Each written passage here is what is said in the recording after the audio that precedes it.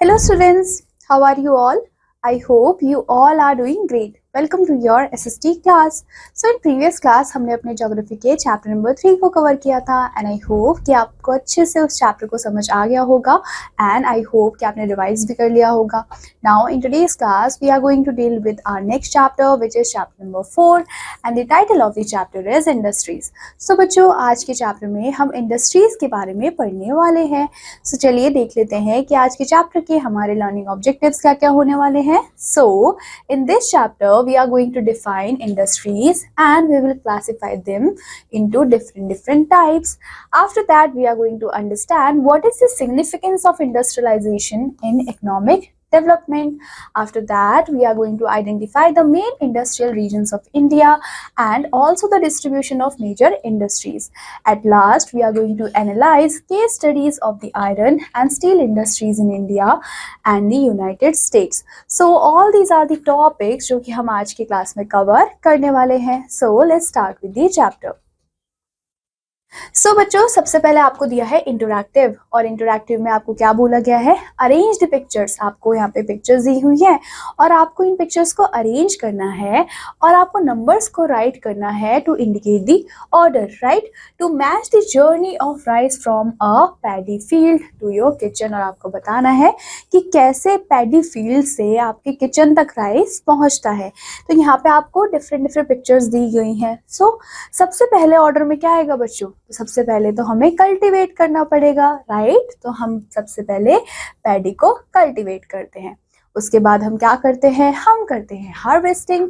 तो ये आ गया हमारा टॉपिक नंबर 2. उसके बाद बच्चों हम क्या करते हैं, हम ग्रेन्स को अलग करते हैं, दैट इज स्टेप 3. वैसे ही आपको बताना है कि 4th स्टेप कौन सा होने वाला है. आपको 4th स्टेप, 5 और 6 स्टेप को बताना है, दैट इज योर होमवर्क और आपको इनको ऑर्डर में लगाना है. Let's start with our chapter. तो बच्चों सबसे पहले हम बात करेंगे इंडस्ट्री की. इंडस्ट्री क्या होती है बच्चों, इंडस्ट्री आपकी एक इकोनॉमिक एक्टिविटी होती है जो कि एसोसिएटेड होती है with the production of goods. तो हम क्या करते हैं, हम इंडस्ट्री में गुड्स का प्रोडक्शन करते हैं. It may also involve extraction of raw materials. और बच्चों इसमें हम क्या करते हैं, एक्सट्रैक्शन करते हैं रॉ मटेरियल्स का एंड कन्वर्ट करते हैं उनको यूजफुल प्रोडक्ट्स के अंदर और rendering services of various types, right. Now जो इंडस्ट्रीज होते हैं या तो वो मैन्युफैक्चरिंग होंगे या फिर वो सर्विस इंडस्ट्रीज होंगे एंड हम क्या करते हैं, यूजफुल मटेरियल्स को माइन किया जाता है फ्रॉम द अर्थ. बट ये जो प्रोडक्ट्स होते हैं they can not be use directly. तो हमें क्या करना पड़ेगा, हमें उन प्रोडक्ट्स को प्रोसेस करना पड़ेगा सो दैट कि वो यूजफुल बन पाए और वैल्यूएबल बन पाए. अब ये सारी चीजें हम प्रोसेस कहाँ करते हैं, तो हम प्रोसेस करते हैं अपने इंडस्ट्रीज में. जैसे कि the processing of sugar cane to get the sugar, cotton to make the cloth, mineral oils to get the petrochemicals, इन सबको ही हम बोलते हैं बच्चों मैन्युफैक्चरिंग. टुडे अगर हम आज के टाइम की बात करें तो ये जो प्रोसेसेस है उनको कैरी किया जाता है by a very large establishment using a variety of machines, tools and technology.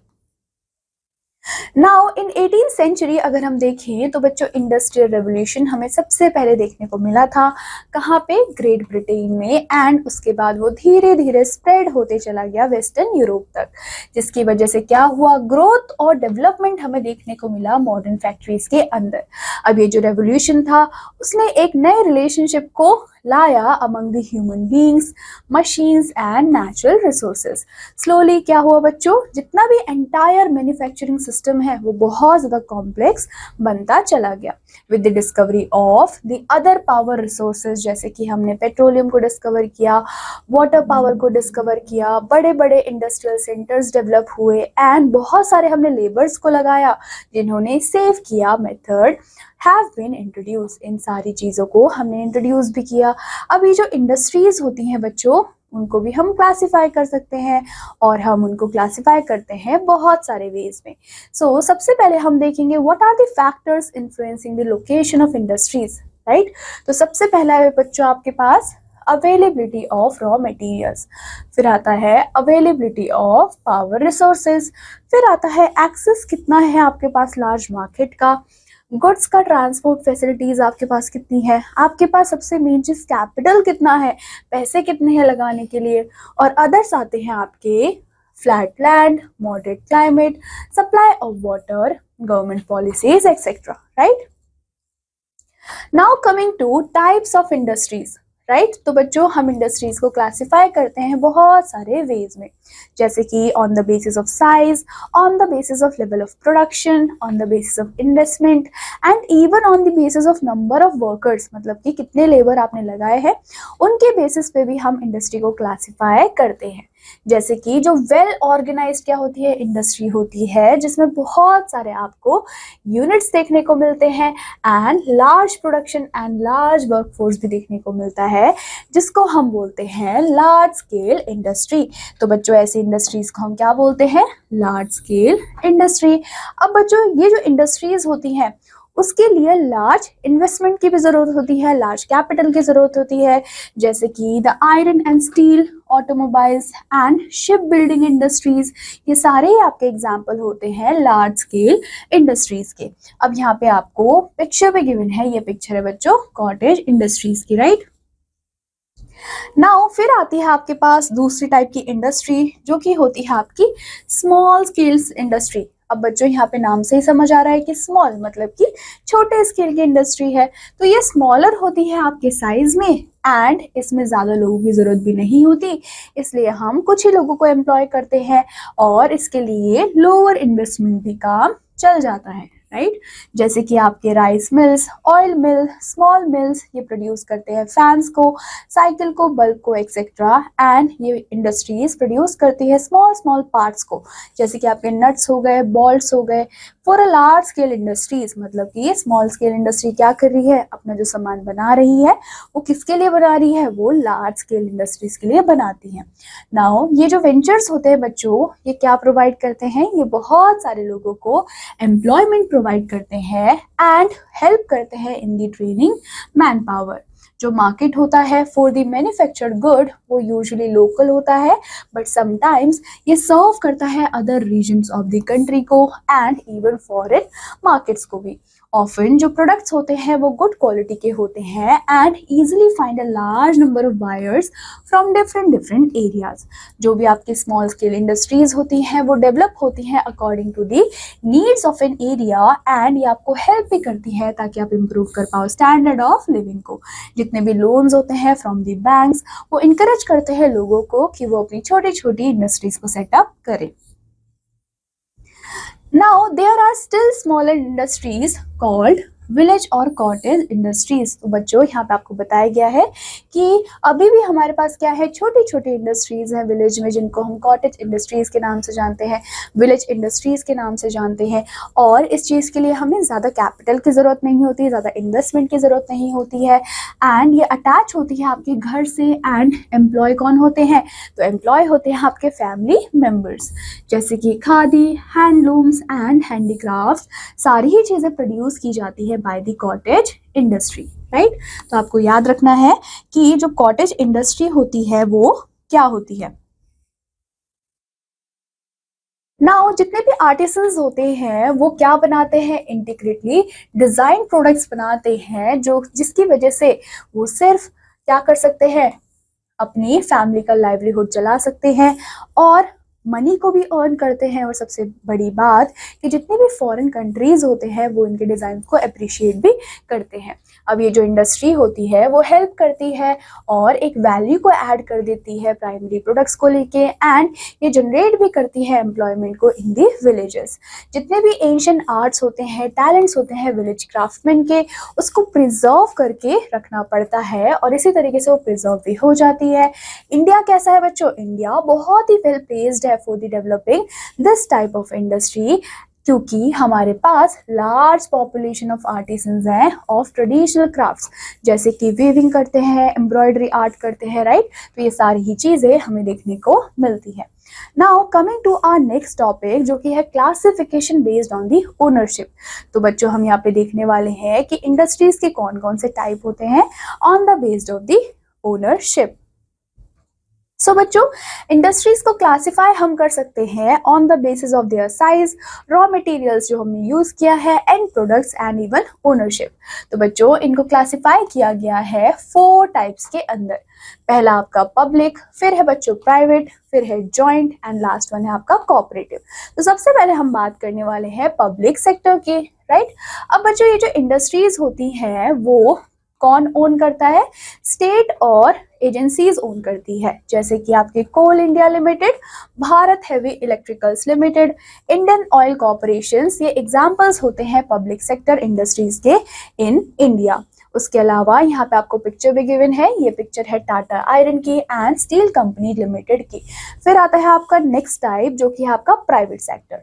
सो जो प्राइवेट सेक्टर इंडस्ट्रीज होती हैं वो ओन करते हैं और मैनेज करते हैं बाय द इंडिविजुअल्स और a group of individual, and जितने भी प्रॉफिट्स होते हैं वो अर्न किए जाते हैं by it belongs to the owners, मतलब कि जितना भी प्रॉफिट है वो किसका होगा? वो ओनर्स का होगा, and they have to bear the losses, और अगर लॉसेस होते भी हैं तो जो ओनर्स होते हैं उनको ही उन लॉसेस को बियर करना पड़ेगा। So that is all about private sector. Now बच्चों, हमारे पास चीफली 2 टाइप की क्या है इंडस्ट्रीज है इन द प्राइवेट सेक्टर। पहला है आपके पास कॉर्पोरेट बॉडीज एंड दूसरा है आपके पास प्रोप्राइटरी कंसर्न। नो, अब हम बात करते हैं कॉर्पोरेट बॉडीज की। तो बच्चों, कॉर्पोरेट बॉडीज क्या करते हैं? शेयर करते हैं। नाउ ये जो शेयर्स होते हैं that are held by the general public, ये बच्चों फंक्शन करते हैं under the regulations of company law, and इनके जो बोर्ड ऑफ डायरेक्टर्स होते हैं वो इलेक्ट किए जाते हैं बाय द शेयर होल्डर्स, मतलब कि जिन भी लोगों ने शेयर्स को खरीदा होता है वो शेयर होल्डर होते हैं, और वो शेयर होल्डर क्या करेंगे? वो किसको? बोर्ड ऑफ डायरेक्टर को इलेक्ट करेंगे, राइट। एंड जितने भी प्रॉफिट्स होते हैं बच्चों उनको डिस्ट्रीब्यूट किया जाता है अमंग द शेयर होल्डर्स और as may be decided by the board. Now they are also known as limited companies, और ऐसी कंपनी को हम लिमिटेड कंपनीज के नाम से भी जानते हैं।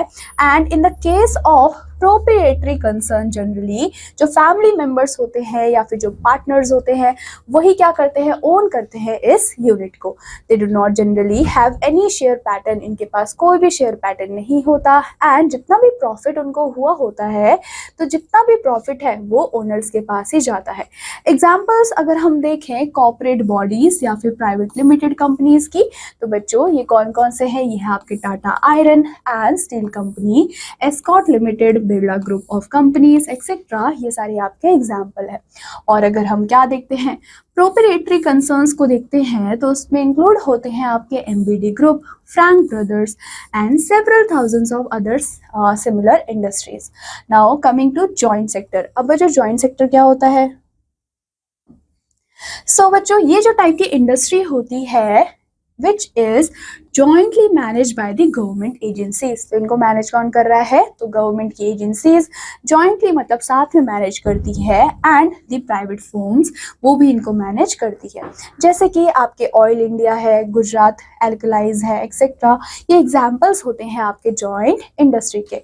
फिर आते हैं बच्चों आपके पास कोऑपरेटिव्स। नाउ ये जनरली बच्चों सोसाइटी टाइप इंडस्ट्रीज होती हैं जिनको ओन किया जाता है बाय द इंडिविजुअल्स जो कि सीक करते हैं वेलफेयर को of members of the cooperative. तो ये थे आपके सारे types on the basis of ownership. फिर बच्चों आता है हमारा सेकंड क्लासिफिकेशन जो कि है on the basis of size. तो सबसे पहले तो हमने ओनरशिप को पढ़ा, राइट। ओनरशिप के बाद हम बात करेंगे साइज की। तो बच्चों ये जो साइज है इंडस्ट्री का वो डिपेंड करता है कि कितना हमने कैपिटल इन्वेस्ट किया है, कितने हमारे पास नंबर ऑफ वर्कर्स हैं, and the amount of production, और हम अपने गुड्स को कितने अमाउंट में क्या कर रहे हैं? प्रोड्यूस कर रहे हैं। Now on the basis of size जो इंडस्ट्रीज है हमने उनको डिवाइड किया गया है कैटेगरीज में, और वो कैटेगरीज आपको यहाँ पे गिवन है, राइट। उससे पहले हम यहाँ पे क्या देख लेते हैं, एक टैबुलेटेड फॉर्म में आपको दिया गया है industrial development in different continents, जैसे कि आपके कॉन्टिनेंट है Asia, Europe, north America, south America. तो यहाँ पे आपको दिया गया है कि कौन कौन से चीफ इंडस्ट्रियलाइज कंट्रीज है उस रीजन के, जैसे कि एशिया में Japan, south Korea, Taiwan, Malaysia, China, India है। वैसे ही यूरोप में UK, France, Germany, Russia, Ukraine, Italy और स्वीडन है। नॉर्थ अमेरिका में यूएसए, कनाडा और मेक्सिको है, और साउथ अमेरिका में ब्राजील, अर्जेंटीना, उसके अलावा वेनेजुएला और पेरू है, राइट। अफ्रीका में आपके पास बच्चों साउथ अफ्रीका, इजिप्ट, अल्जीरिया और जिम्बाब्वे है। और ऑस्ट्रेलिया में है the state of South Wales and Victoria. Now अब हम बात करते हैं टाइप्स ऑफ इंडस्ट्रीज की। तो सबसे पहले आते हैं आपके स्मॉल स्केल इंडस्ट्रीज, राइट। अब स्मॉल स्केल इंडस्ट्रीज क्या होते हैं बच्चों? ये एम्प्लॉय करते हैं स्मॉल नंबर ऑफ वर्कर्स को, एंड जो इन्वेस्टमेंट होती है इन इंडस्ट्रीज की वो up to the crore rupees होती है, विच मीन्स की इन्वेस्टमेंट कितनी है बच्चों? Up to crore, right. उसके बाद आते हैं आपके पास लार्ज स्केल इंडस्ट्रीज। सो जो लार्ज स्केल इंडस्ट्रीज होती हैं वो एम्प्लॉय करती है लार्ज नंबर ऑफ वर्कर्स को, एंड वो प्रोड्यूस करती है बहुत सारे प्रोडक्ट्स को, राइट। अब यहाँ पे अगर हम इन्वेस्टमेंट की बात करते हैं, सो इन्वेस्टमेंट हमारा मोर देन 1 करोड़ रुपए का इन्वेस्टमेंट होता है, राइट। यहाँ पे क्या था? अप टू 1 करोड़, लेकिन यहाँ पे 1 करोड़ से ज्यादा है। इसी वजह से ये हमारी स्मॉल स्केल इंडस्ट्री हो गई है और ये हमारी लार्ज स्केल इंडस्ट्री हो गई। So this is the classification on the basis of size, right? Then we have our third classification, which is the on the basis of raw materials used, right? So on the basis there may be 4 broad type। तो हमारे पास 4 broad type होते हैं industries के, जैसे कि agro based industries, forest based industries, mineral based industries जिनको हम engineering industries के नाम से भी जानते हैं, एंड पेस्टोरल बेस्ड इंडस्ट्रीज। सो हम वन बाय वन इनके बारे में पढ़ेंगे कि ये होते क्या हैं। तो सब बच्चों सबसे पहले हम बात करेंगे एग्रो बेस्ड इंडस्ट्रीज की। सो इसमें आते हैं जैसे कि आपके कॉटन, टेक्सटाइल्स, शुगर एक्सेट्रा। ये बच्चों एग्रीकल्चर प्रोडक्ट्स को यूज करते हैं as the raw materials, and ये जो इंडस्ट्रीज होती हैं वो डिपेंड किस पे करती है? वो डिपेंड करती है एग्रीकल्चर प्रोडक्ट्स पे अपने रॉ मटेरियल्स के लिए, जैसे कि वेजिटेबल ऑयल की इंडस्ट्रीज हो गई, फ्लोर मिल्स हो गए, जूट मिल्स हो गए, कॉटन की टेक्सटाइल हो गई, है ना। ये सारी आपके एग्रो बेस्ड इंडस्ट्रीज होती हैं, एंड पेस्टोरल बेस्ड इंडस्ट्रीज होती हैं। तो बच्चों आपको यहाँ पे कैसे याद रखना है? आप ऐसे भी याद रख सकते हैं कि एग्रो का मतलब क्या है? Agriculture, right. तो आप इस तरीके से भी याद रख सकते हैं। फिर आता है बच्चों आपका सेकंड पॉइंट, जो कि है फॉरेस्ट बेस्ड इंडस्ट्रीज। तो बच्चों ऐसे इंडस्ट्रीज जो कि अपने रॉ मटेरियल्स को डिराइव करती हैं फॉरेस्ट से या फिर प्लांट लाइफ से, उनको हम बोलते हैं forest based industries. For example जो स्पोर्ट्स होते हैं, sports good industry, furniture industry, paper industry etcetera. उसके अलावा शुगर माइल्स, राइट। उसके अलावा आपके पास फर्टिलाइजर्स, बहुत सारे फ्रूट वेजिटेबल प्रोसेसिंग यूनिट्स, ये सारे आपके इसी सेक्टर में इंक्लूड होते हैं। नाउ जो मेंबर्स होते हैं कोऑपरेटिव सोसाइटी के, वो जनरली कौन होते हैं बच्चों? प्रोड्यूसर्स होते हैं रॉ मटेरियल्स के। इन इंडिया अगर हम देखें तो जितने भी शुगर मिल्स हैं वो रन कौन कर रहे हैं बच्चों? वो रन कर रहे हैं अंडर कोऑपरेटिव सेक्टर। एंड जो डेयरी इंडस्ट्री है वही आपका अनदर एग्जांपल है कोऑपरेटिव सेक्टर का। फिर आता है बच्चों आपका थर्ड टाइप, जो कि होता है मिनरल बेस्ड इंडस्ट्री। सो ये इंडस्ट्री क्या करेगी बच्चों? यूज करेगी आपके रॉक्स को और मिनरल्स को, तभी उसका नाम मिनरल बेस्ड इंडस्ट्री रखा गया है, राइट। तो ये क्या करती है? यूज करती है आपके रॉक्स, मिनरल ओर्स को रॉ मटेरियल की तरह, जैसे कि आपके iron, steel, oil refining etcetera. ये यूज करते हैं मिनरल्स को रॉ मटेरियल्स की तरह। एंड इंजीनियरिंग इंडस्ट्रीज हमें देखने को मिलती हैं, जैसे कि automobile, ship building, electronics etcetera. ये सारे ही डिपेंड होते हैं अदर इंडस्ट्रीज पे for the raw materials. Now coming to our fourth type, जो कि है पेस्टोरल बेस्ड इंडस्ट्रीज। नाउ बच्चों ये जो इंडस्ट्रीज होती हैं ये ऑब्टेन करते हैं अपने रॉ मटेरियल को, जैसे कि मिल्क हो गया, हाइड्स हो गया, स्किन हो गया, bones, flash etcetera from the animals. कौन कौन से एनिमल्स? जैसे कि आपके cow, sheep, camel, goats etcetera. Now ये जो इंडस्ट्रीज होती हैं इनको टर्म दिया गया है pastoral based industries. And examples कौन कौन से हैं? जैसे कि लेदर गुड्स, राइट, शू मेकिंग, डेयरी इंडस्ट्रीज, ये सारे इसके एग्जाम्पल है जिसमें हम एनिमल्स का यूज कर रहे हैं, राइट। और एनिमल से ही हमें रॉ मटेरियल्स मिल रहे हैं, तो उसको हम बोलेंगे पेस्टोरल बेस्ड इंडस्ट्रीज। फिर आता है बच्चों हमारा नेक्स्ट टॉपिक जो कि है main industrial regions of India.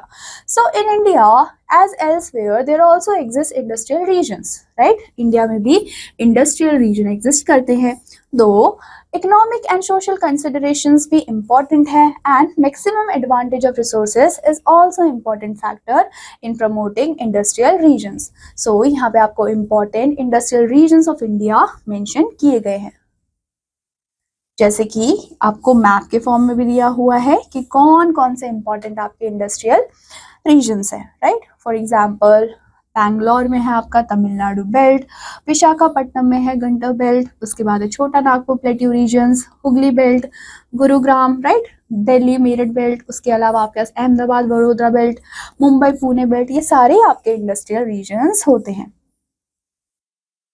Now सबसे पहले हम देखेंगे नॉर्दर्न इंडस्ट्रियल रीजन्स को, right. So this zone covers both the north western and your region of Jammu and Kashmir, Himachal Pradesh, उसके अलावा Punjab and the Ganga Yamuna river valley belt. तो बच्चों ये आपका क्या करता है, इन सारे रीजन को कवर करता है।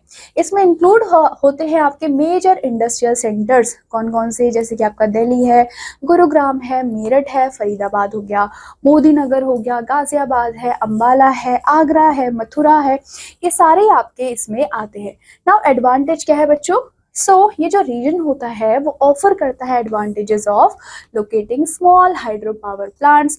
उसके अलावा यहाँ पे आपको एक्सीलेंट ट्रांसपोर्ट देखने को मिलता है, कम्युनिकेशन फैसिलिटीज यहाँ पे बहुत ज़्यादा अच्छी है, सर्टेन क्लाइमेटिक एडवांटेजेस हमें देखने को मिलते हैं। ये सारे यहाँ के एडवांटेज है। जो इंडस्ट्रीज यहाँ पे लोकेटेड है इस रीजन में वो cotton, silk, textile, watch assembly, aircraft manufacturing at Varanasi, sports good हो गया, पेपर हो गया, इलेक्ट्रिकल्स एंड इलेक्ट्रॉनिक्स हो गया, फर्टिलाइजर्स हो गया, केमिकल्स हो गया, लेदर एंड वूल, ये सारी ही इंडस्ट्री आपको इस रीजन में देखने को मिलती है। फिर आता है बच्चों north eastern industrial zone, right, जिसको आप बी जोन के नाम से भी जान सकते हो। So it is also called Damodar Hooghly region, many deposit minerals, fuels in Assam, उसके अलावा कोल डिपॉजिट्स जो कि लोकेटेड है इन द एरिया और इन सराउंडिंग बेल्ट्स। जो इंडस्ट्रीज यहाँ पे इंक्लूड होती हैं उसमें है बच्चों आपके petroleum, steel, fertilisers, locomotives, paper, aluminium, उसके अलावा मेटलर्जिकल, ग्लास, सिल्क एक्सेट्रा। ये सारे ही आपको कहाँ देखने को मिलते हैं बच्चों, नॉर्थ ईस्टर्न इंडस्ट्रियल जोन में। फिर आता है ईस्टर्न इंडस्ट्रियल रीजन। सो बच्चों इसको हम छोटा नागपुर रीजन के नाम से भी जानते हैं और इसमें इंक्लूड होते हैं आपके दामोदर वैली एंड छोटा Nagpur industrial belt. Now it is often called the Ruhr of India. क्यों? क्योंकि जितने भी कोल माइंस है, आयरन ओर है, मैग्नीशियम है, वो लोकेट करते हैं सेम रीजन में। जितने भी स्टील प्लांट्स होते हैं वो कहाँ होते हैं बच्चों, जमशेदपुर में। उसके अलावा बुरनपुर, असनोल, दुर्गापुर, रूरकेला, बकारो, ये सारी जगह आपको देखने को मिलते हैं क्या बच्चों, मिनरल्स। उसके अलावा छत्तीसगढ़ इंडस्ट्रियल बेल्ट, ये भी बच्चों पार्ट है इस रीजन का। मल्टीपर्पज प्रोजेक्ट लोकेटेड है आपके Damodar and Mahanadi provide cheap power to the industries. उसके अलावा कोलकाता भी पोर्ट है इस रीजन का। नाउ गंगा ब्रह्मपुत्र डेल्टा क्या है बच्चों, बहुत ही फर्टाइल रीजन है जो कि आपने पहले भी पढ़ा होगा एंड ये फेवर करता है एग्रीकल्चर को as well as human settlement को। Then we have Gujarat region. ये रीजन में इंक्लूड होते हैं आपके Vadodara, Ahmedabad and Jamshednagar industrial belt. अब ये क्या है बच्चों, मोस्ट डेवलप्ड रीजन है but it is less importance in the respect of local availability of mineral and agricultural resources. Now ये जो region है, this region boasts of earliest cotton textile manufacturing units. उसके अलावा आपको यहाँ पे अदर इम्पॉर्टेंट इंडस्ट्रीज भी देखने को मिलती हैं which are petrochemicals, fertilisers and refiners. Then we have Mumbai Pune region. इसमें इंक्लूड होते हैं आपके Nasik, Solapur and it has the most modern information technology units. तो यहाँ पे आपको सबसे ज़्यादा मॉडर्न इंफॉर्मेशन टेक्नोलॉजी यूनिट देखने को मिलते हैं। जो मेन इंडस्ट्रियल सेंटर्स हैं वो कहाँ कहाँ पे बच्चों, मुंबई, सूरत, पुणे, कोल्हापुर एंड बेलगांव। उसके अलावा इम्पॉर्टेंट इंडस्ट्रीज में इंक्लूड होते हैं petrochemicals, fertilisers, cement, oil refineries, atomic energy at Trombay. फिर आता है आपके पास Visakhapatnam Guntur region, right. So ये जो इंडस्ट्रियल रीजन है बच्चों वो एक्सटेंड होता है विशाखापट्टनम डिस्ट्रिक्ट से in the north eastern part of Andhra Pradesh. कहाँ तक बच्चों? साउथ ईस्ट पार्ट तक।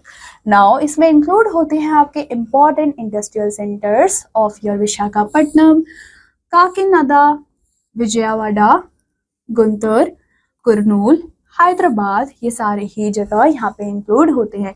इंपॉर्टेंट इंडस्ट्रीज जैसे कि आपके iron, steel, machine, ship repair, aluminium, cotton, silk, sugar and food processing industries भी आपको यहाँ पे देखने को मिलती है। फिर आता है बच्चों कोलम त्रिवंतपुरम रीजन। सो बच्चों this is comparatively small industrial region है एंड जितने भी इंपॉर्टेंट इंडस्ट्रियल सेंटर्स होते हैं तिरुवनंतपुरम में, उसके अलावा आपके पलघाट में, अलवाई में, उसके अलावा कालामसरे में, अर्नकुलम में, अल्पुजहा में डिस्ट्रिक्ट में, इन सारी जगह पे आपको देखने को मिलते हैं। इंपॉर्टेंट इंडस्ट्रीज में इंक्लूड होते हैं आपके machine tools, aluminium, cotton, silk, vegetable oils and जितने भी फूड प्रोसेसिंग इंडस्ट्रीज होती हैं वो आपको यहाँ पे देखने को मिलती है। नाउ अगर हम लोकेशन की बात करते हैं सो द लोकेशन ये जो रीजन्स के होते हैं वो आपको यहाँ पे मैप में दिखाए भी गए थे। फिर बात करेंगे हम बैंगलोर की। बैंगलोर को हम आज के टाइम पे बेंगलुरु के नाम से जानते हैं जो कि चेन्नई रीजन में आता है। नाउ बच्चों ये जो जोन है इसमें इंक्लूड होते हैं आपके चेन्नई, कोयम्बटूर, बैंगलोर एक्सेप्ट विल्लुपुरम।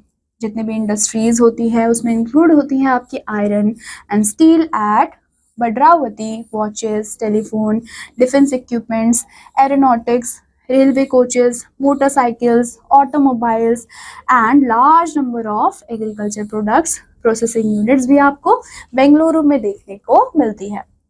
सो बच्चों इसी के साथ ये टॉपिक होता है हमारे यहाँ पे कंप्लीट। बाकी के जो टॉपिक्स बच गए हैं वो हम कवर करेंगे अपनी नेक्स्ट क्लास में। टिल देन आपको अच्छे से इन टॉपिक को रिवाइज करना है। Take care, bye bye.